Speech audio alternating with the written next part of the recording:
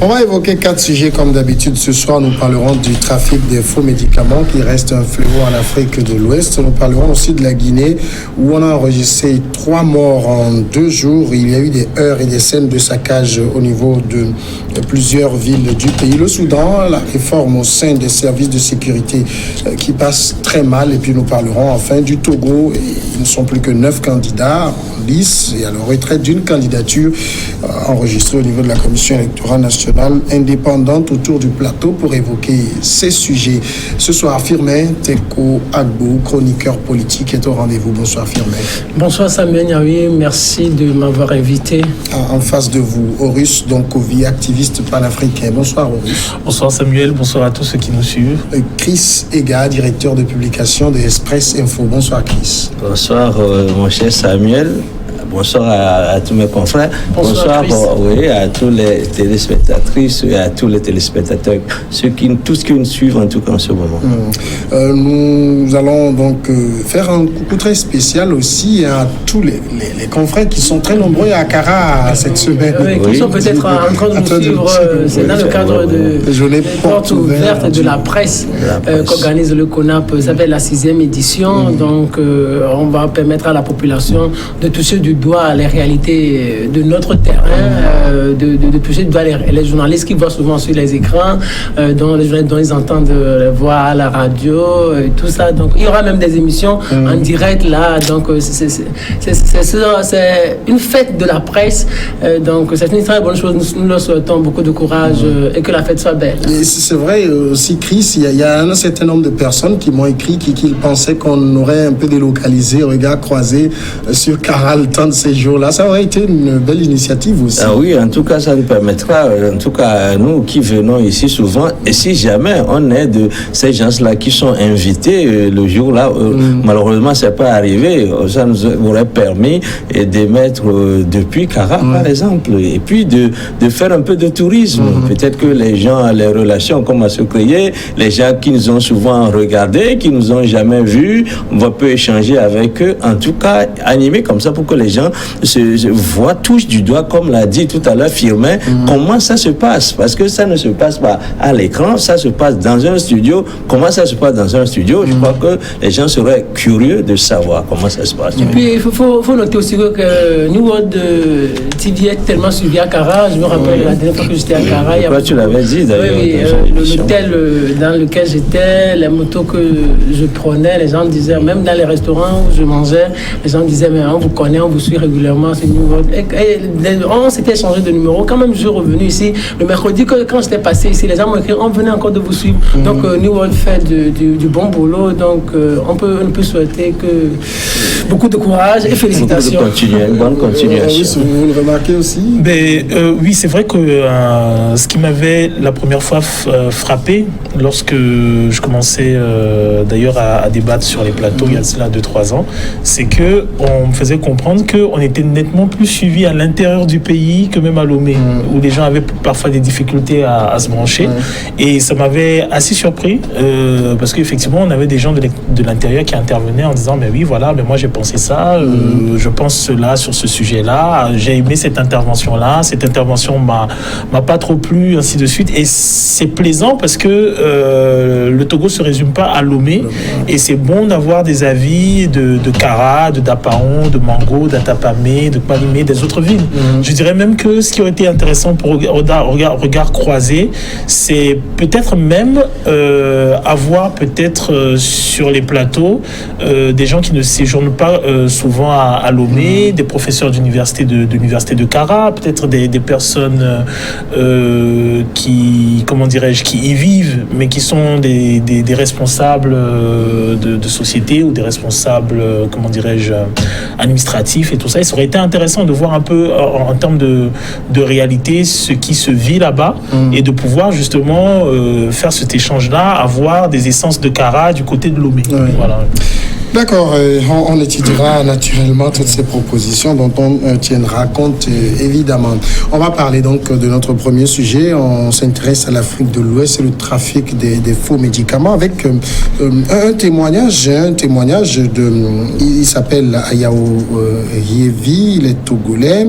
Alors il a souffert d'un paludisme et d'une typhoïde il y a quelques années et un médecin dans une clinique lui a prescrit des médicaments, mais il ne se doutait pas que le traitement serait pire encore et qu'il perdrait l'usage même de ses reins. C'était en 2015, dans un petit centre médical de son quartier. Après 4 jours de soins, c'est lui qui témoigne. J'ai commencé à sentir des douleurs dans le ventre. Il dit 2 semaines plus tard, il a été hospitalisé au centre hospitalier universitaire Sylvanus Olympio.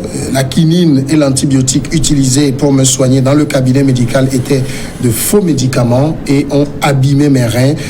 Aujourd'hui, il souffre d'insuffisance rénale chronique et doit se rendre régulièrement à l'hôpital pour y faire des dialyses.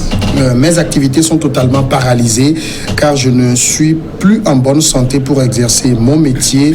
Psychologiquement aussi, je vous avoue que je souffre énormément. Celui qui témoigne ici, Chris Sega, il est couturier et ça, ce n'est qu'un cas parmi tant d'autres parce que les faux médicaments font beaucoup de ravages. Oui, vous savez, le trafic des faux médicaments, c'est comme est aussi juteux que le trafic des drogues, proxénétisme, etc.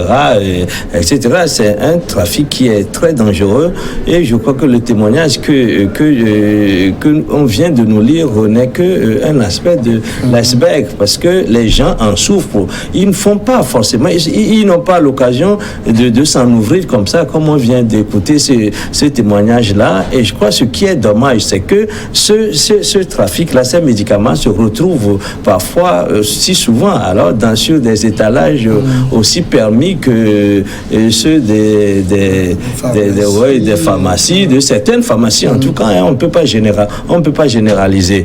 Mais c'est que ces médicaments-là, souvent, c'est trop peu de principes actifs ou pas du tout de principes actifs ou à un surdose de principes actifs. Parfois, c'est des médicaments, lorsque vous prenez ça, vous avez l'impression que ça travaille très bien.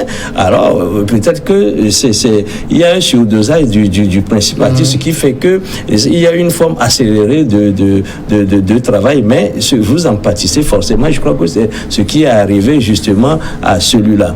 Mais ce qui est curieux, c'est que entre-temps, je crois, à Lomé ou bien un peu partout au Togo, on a constaté qu'il y a une chasse ardue contre ces vendeurs de faux médicaments, mais n'empêche que ça continue de se vendre. On a l'impression que maintenant, ce qui était vendu sur la table, au vu au-dessus de tout le monde, aujourd'hui est passé sous la table. Ça ne fait pas moins de dégâts qu'il n'en faisait par le passé. Je crois que le trafic des faux médicaments, c'est un sujet qu'il faut traiter à fond. Non pas seulement sur les plateaux de télévision, mais plutôt pour les décideurs, les administratifs, les responsables du métier qui, en principe, doivent protéger la santé humaine parce que lorsque ce secteur-là n'est pas protégé, je crois que c'est la morbidité, le taux de morbidité, le taux de mortalité va élever. Cela va se faire ressentir sur les forces de production dont dispose par exemple notre Togo notamment. Alors, Horus, on estime par exemple qu'en Afrique, entre 30 et 60% des médicaments qui sont mis sur le marché sont faux et proviennent en premier lieu de pays comme la Chine, de l'Inde et tout. Alors, est-ce qu'on doit pointer du doigt un problème de méconnaissance des populations? Parfois, vous avez des officines à côté, mais les gens préfèrent par exemple recourir à des médicaments, comme on les appelle, de rue, dont ils ne connaissent pas la provenance. Alors, le problème, il est en plusieurs points. Déjà, comme on dit, on exporte des produits de l'extérieur dont on ne peut... On importe des produits de l'extérieur dont on ne peut sous-peser la qualité. Parce que très souvent, on n'a parfois pas l'expertise.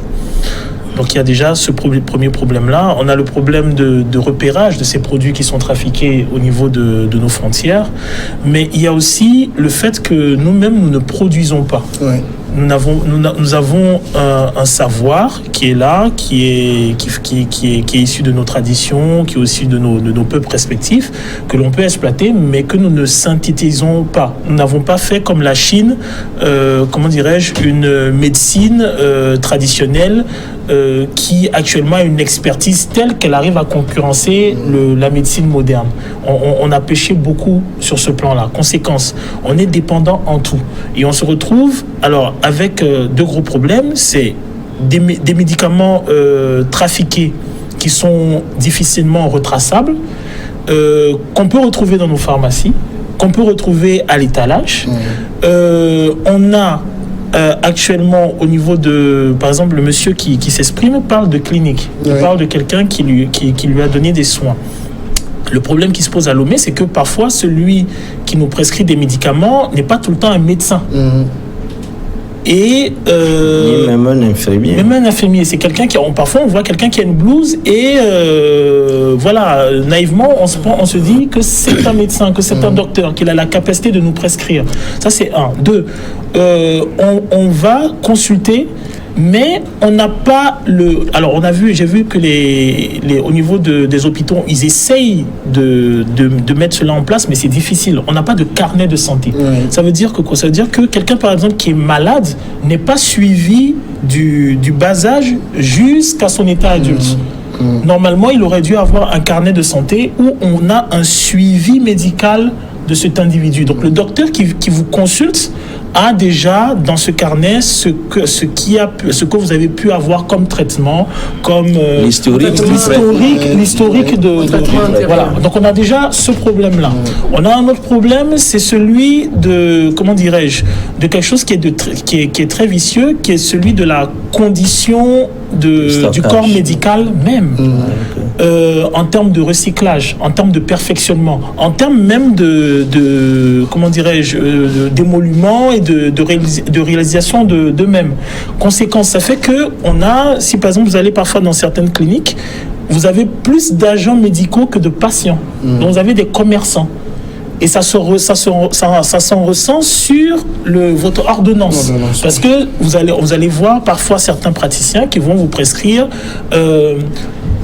2-3 médicaments de marques commerciales différentes, mais de principes actifs identiques.